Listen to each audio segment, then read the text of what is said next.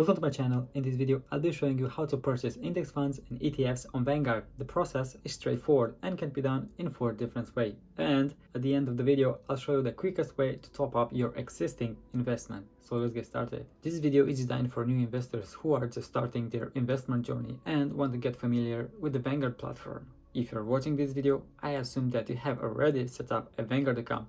If you haven't, I have a separate video on how to do that.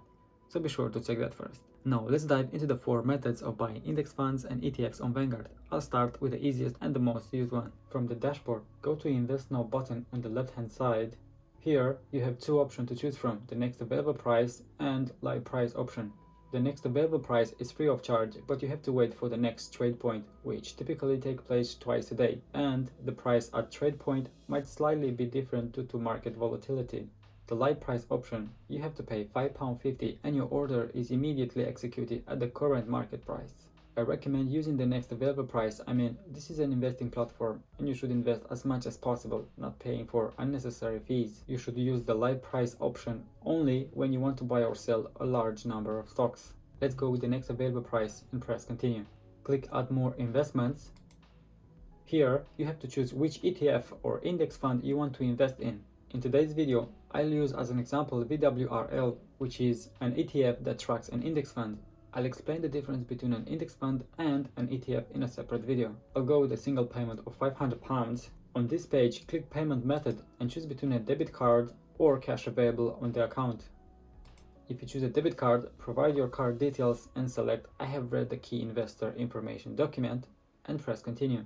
Now, to check if your order is complete, go back to the overview page and in the last transaction section, you should see a pending order. The remaining 3 methods are identical to the first method. The only different thing is the location of the Invest Now button. I'll show you the location, but I won't repeat the steps as they are identical to those in method 1. So the second method, from the dashboard, click Invest Now button on the available cash section. The third method, from the dashboard, click on the portfolio option in the top right corner and then click invest. The fourth method, from the dashboard, click on the basket, then continue to purchase.